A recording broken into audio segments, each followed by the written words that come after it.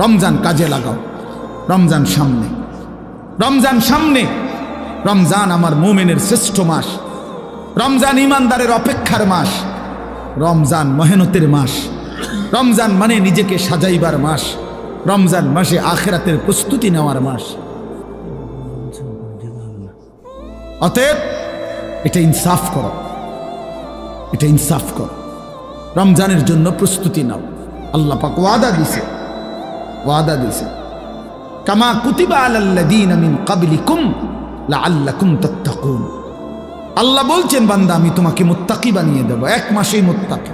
আমি তো এভাবে বলি যে আল্লাহ তাআলা আমাদেরকে ডেকে বলে, ইয়া আইয়ুহাল্লাযীনা আমানু, হে ঈমানদারগণ। তো আল্লাহ তাআলা রমজানের শুরুতে বলে, হে ঈমানদারগণ, তার মানে তোমার ঈমান আমি নিলাম। মানে ডাক দিছে কেন? তো মানে তোমার ঈমানের পাসপোর্ট আমি নিলাম।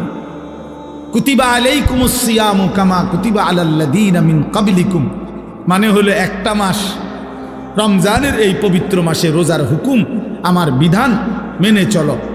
একটা মাস কথাটা মানো, গুনাহ ছাড়ো, নেক আমল করো। আল্লাহ বলেন, আমি ওয়াদা দিলাম এক মাসের মাথায় 30 দিন অথবা সর্বোচ্চ 29 দিন, 31 দিন লাগবে না। ওয়াদা দিলাম 31-এ যাবই না আমি আল্লাহ, 30 অথবা 29-এ আমি আল্লাহ লাআল্লাকুম তাত্তাকুন, তোমার ঈমানের পাসপোর্টে তাকওয়ার ভিসা লাগায় দেব। তাইলে পাসপোর্ট এবং ভিসা যখন রেডি, ঈদের দিনে ফ্লাইট। ফ্লাইট কোন দিন? জান্নাতের ফ্লাইট, ঈদের দিনে ফ্লাইট।